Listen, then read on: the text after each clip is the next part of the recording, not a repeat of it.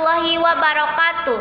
Perkenalkan, nama saya Rizka Diajeng Putri dari Studi Pemanfaatan Sumber Daya Perikanan.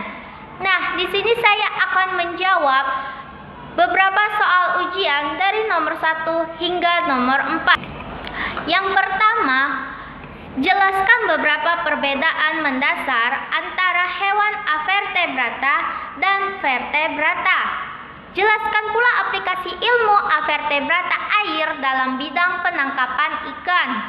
Vertebrata merupakan hewan yang memiliki tulang belakang, memiliki rangka, dan memiliki organ yang kompleks dan spesifik.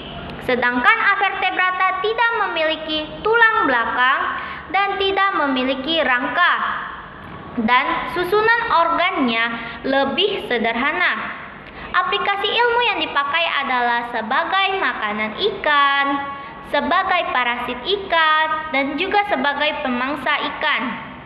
Jelaskan ciri khas morfologi porifera, sistem pencernaannya, dan sistem reproduksinya, serta aplikasinya dalam bidang pengelolaan perairan.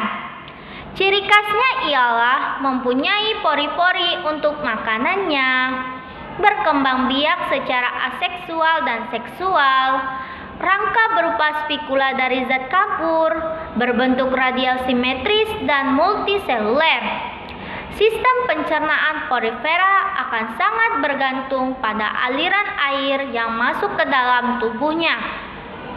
Aliran yang masuk ini kemudian akan disaring oleh tubuh dari spons itu sendiri. Penyaringan ini sendiri berfungsi untuk membedakan dan memisahkan setiap partikel yang masuk ke dalam tubuh porifera. Salah satunya adalah partikel yang memiliki ukuran lebih dari 50 mikrometer tidak akan dapat memasuki pori-pori sel atau ostium. Partikel dengan ukuran tersebut akan langsung dicerna oleh sel pinakosit dengan menggunakan metode fagositosis. Ketika partikel yang lebih kecil lagi dapat memasuki ostium, maka partikel tersebut akan ditangkap oleh sel amebosit yang ada pada lapisan mesohil. Untuk partikel seperti bakteri, maka akan langsung ditangkap oleh sel kanosit yang ada di bagian dalam tubuh porifera. Porifera bereproduksi secara seksual atau aseksual.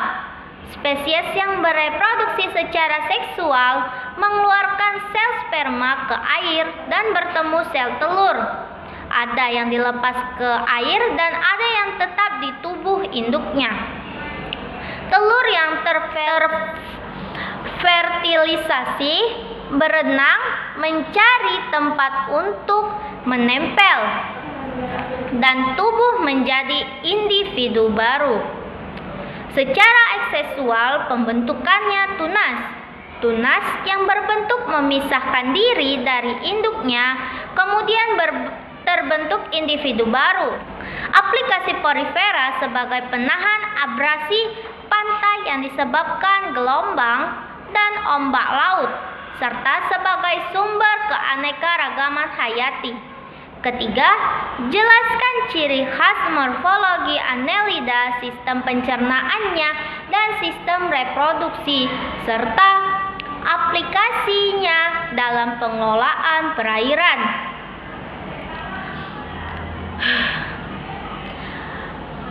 Ciri khas morfologi Annelida yaitu hewan triploblastik selomata, tubuhnya simetri bilateral, tubuh berruas-ruas dan dilapisi lapisan kutikula. Reproduksi aseksual pada filum Annelida dilakukan dengan cara fermentasi atau memutuskan sebagian tubuhnya. Sedangkan reproduksi secara seksual sama saja seperti reproduksi pada umumnya. Nah, nelayan sering menggunakan cacing ngelur dengan nama ilmiah Namalicastis yang termasuk ke dalam kelas Olichaeta.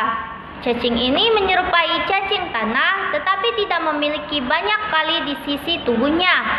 Cacing ini merupakan umpan andalan para nelayan. Selanjutnya nomor 4. Jelaskan ciri khas morfologi protozoa, sistem pencernaannya, dan sistem reproduksi serta aplikasinya dalam pengelolaan perairan.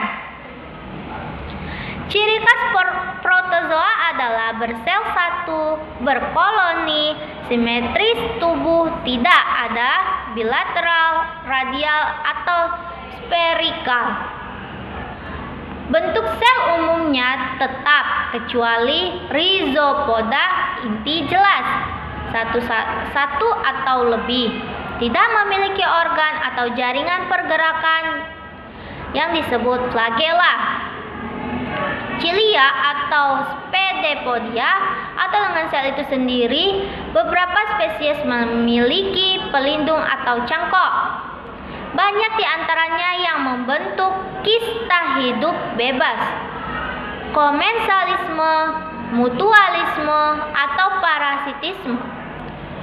Proses sistem pencernaannya sendiri pada protozoa berlangsung di dalam vakuola makanan. Pada awalnya, lisosom akan mengeluarkan enzim pencernaan ke dalam vakuola kontraktil, yaitu vakuola makanan. Enzim pencernaan tersebut menyebabkan vakuola kontraktil menjadi asam sehingga makanan menjadi mudah dicerna. Nah, reproduksinya sendiri ada secara seksual dan aseksual. Aseksual yaitu tahap pembelahan menggunakan cara mitosis yang hasilnya akan terbentuk dua sel anakan. Dari beberapa jenis protozoa seperti halnya Plasmodium akan melakukan proses reproduksi melalui cara aseksual dengan menggunakan skizogoni yang pada umumnya terjadi di bagian dalam sel inang. Selanjutnya, masing-masing bagian terdapat pada inti akan diusir menuju keluar secara bersamaan beserta bagian dari sitoplasma. Sehingga pada akhirnya terbentuklah protozoa baru. Secara seksual, reproduksinya melalui cara yang terjadi pada protozoa bisa terjadi dengan cara konjugasi yang akan menggabungkan berbagai materi genetik yang diambil dari bagian sel satu ke bagian sel yang lainnya. Bisa juga dengan menggunakan gamet melalui bantuan orang lain untuk melakukan perkawinan sehingga membentuk zigot. Salah kata saya mohon maaf. Wabillahi taufik wal hidayah. Wassalamualaikum warahmatullahi wabarakatuh.